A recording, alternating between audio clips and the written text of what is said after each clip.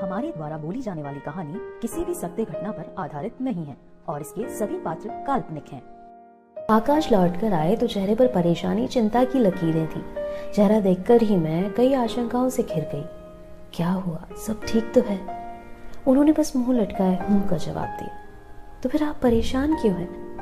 कुछ नहीं, बस ऐसे ही। दूसरे दिन खबर मिली कि उन्हें फिर से दौरा पड़ा है। ये दूसरा अटैक था। हॉस्पिटल में एडमिट करना पड़ा। मैंने कहा आपको जाना चाहिए। जब इस बार वो लौटकर आए तो चेहरा तनाव मुक्त था। मैंने सोचा लगता है सब ठीक है। जब मैंने पूछा तो उन्होंने कहा बचना मुश्किल है, तुम्हें बुलाया है। सुनकर मैं चौंक पड़ी। उनके चेहरे से, उनके भाव से ऐसा तो कुछ भी नहीं लग रहा है। जब मैं हॉस्पिटल पहुंची तो वो लगभग अंतिम सांसें ले रही थी। मासूम चेहरा जो 45 वर्ष की अवस्था में भी दिए की लौ की तरह जगमगाता रहता था, सूख कर काटा हो गया था। बड़ी दीनहीन और लाचार लग रही थी वे। उनकी हालत देखकर आंखें भर आई। मुझसे एकांत में बात करने की इच्छा जाहिर की। सभी कमरे से बाहर चले गए, आकाश भी। केवल मैं थी। मुख से कुछ अस्फुटित शब्द ही निकल रहे थे।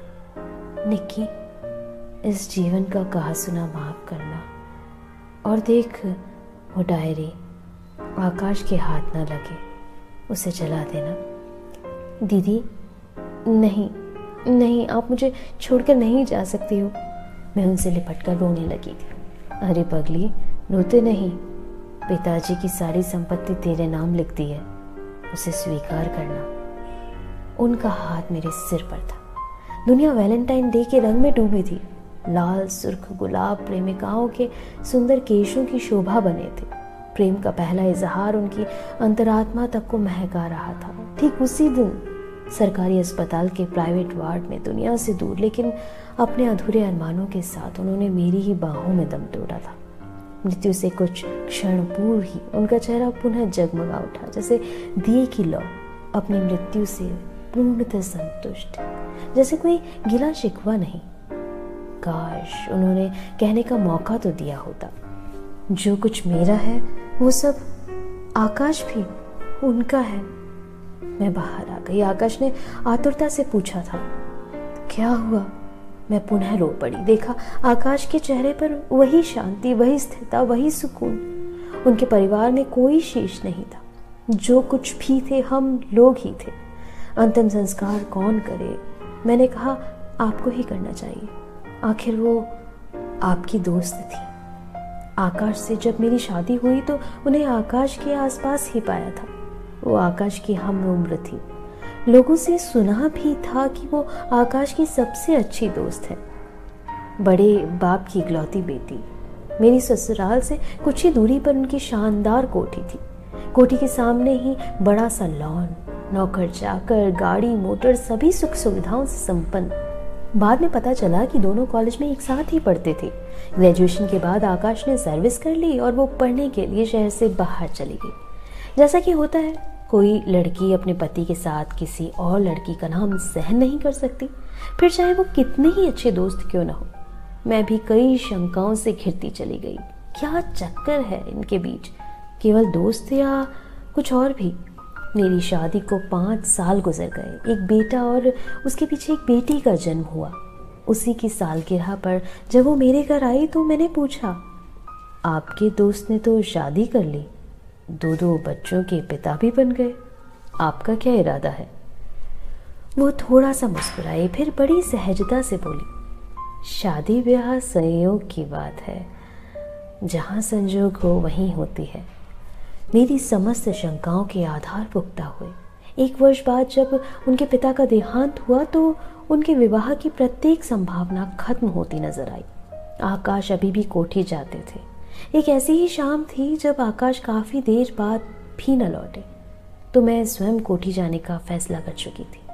दरवाजा खोला तो देखा और उन्होंने बोला, अरे तुम यहाँ कैसे? अंदर आओ। मैंने कुछ तलख लहजे में पूछा, आकाश यहाँ आए थे? अभी तक घर नहीं लौटे? क्या? वो भी चौंक पड़ी। यहाँ से तो काफी देर पहले ही। कहाँ गया होगा? मैंने आकाश का बचाव करना चाहा।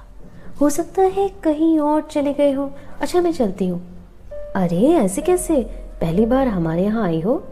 उन्होंने मेरा हाथ पकड़कर अंदर खींच लिया था। उन्हीं से पता चला कि उनकी एक छोटी बहन भी थी।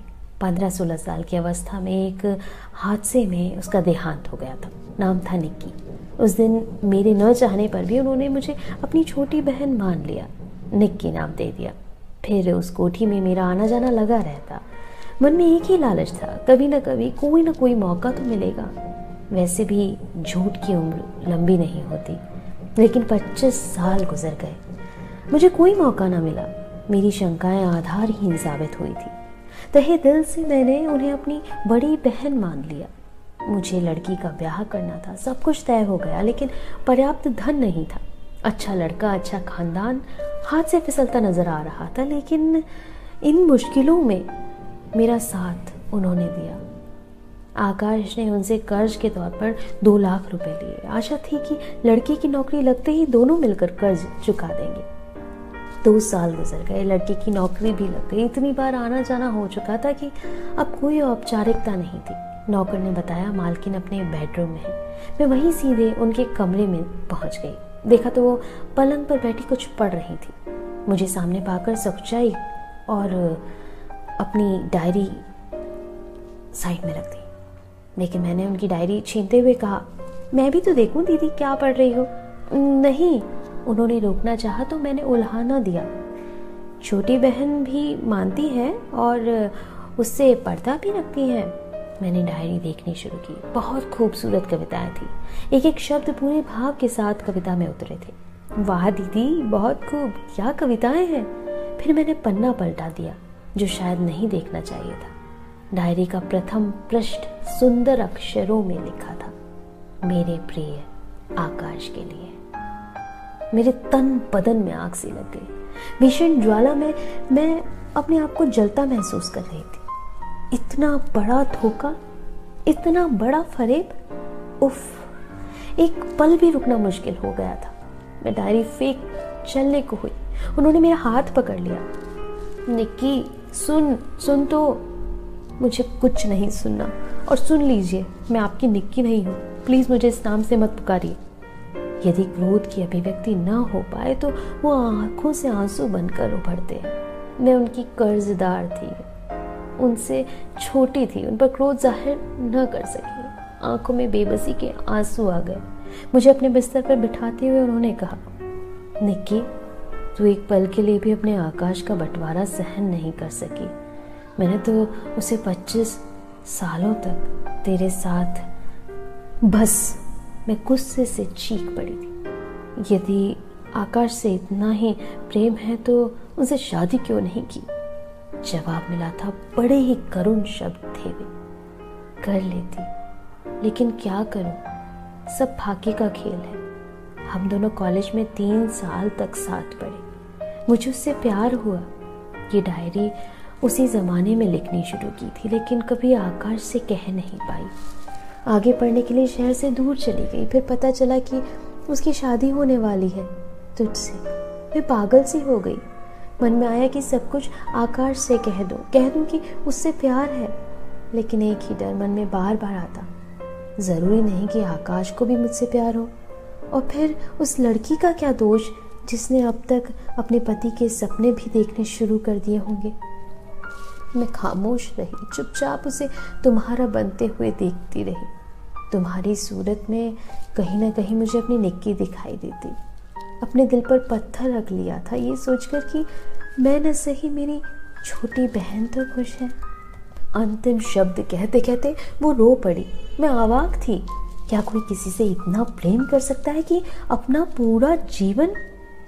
मैंने ही उन्हें सहारा दिया और दीदी कहने से भी अपने आप को न रोक पाई। दीदी, तो क्या अब तक आकाश को? नहीं, वो विचलित हो उठी। उसे न बताना, न जाने वो क्या सोचे। कहीं वो अपने आप को दोषी न ठहराए, जबकि जिंदगी के सारे फैसले खुद मेरे थे। गुनहगार मैं हूँ। जो सजा देना हो मुझे दे दे निक्की।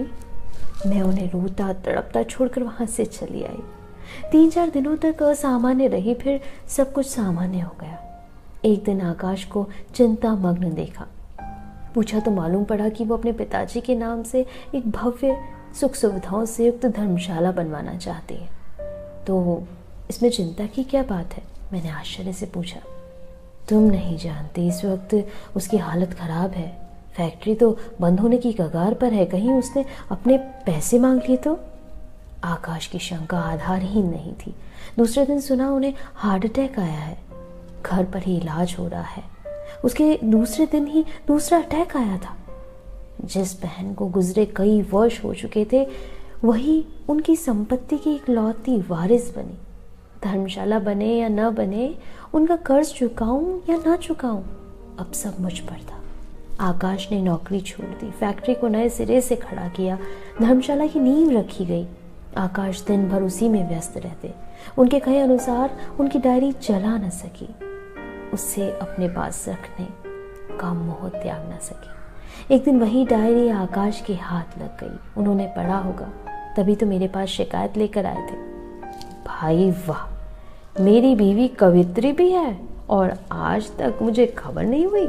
मुझसे इतना प्रेम कि मेरे लिए कविताओं की किताबें लिख डाली। आज इस खुशी में मिठाई तो होनी ही चाहिए। मैं कुछ कहती उससे पहले ही वो फ्रिज से मिठाई का डब्बा निकाल कर ले आए। मुंह खोलो। आकाश सुनिए तो। मैंने रोकना चाहा। कुछ नहीं, आज मैं बहुत खुश हूँ, अब जल्दी से मुंह खोलो। ये डायरी मेरी नहीं है, मेरे मुख से स्वतः ही निकल गया। ये भी न सोचा कि उनसे वादा किया था। वे चौंक पड़े। तुम्हारी नहीं है तो फिर किसकी? वे पन्नों को उलट पुलट करने लगे। मैंने उन्हें बीच में ही रोक दिया। जिसकी है उसका कहीं नाम नहीं लिखा है। खैर, आप क्या उनकी हैंडराइटिंग भी नहीं पहचानते? किसकी? उन्होंने धड़कते हृदय से पूछा था। छाया दीदी। मैं बात को पूरा न कर सकी, आंखें आंसुओं से भर गई।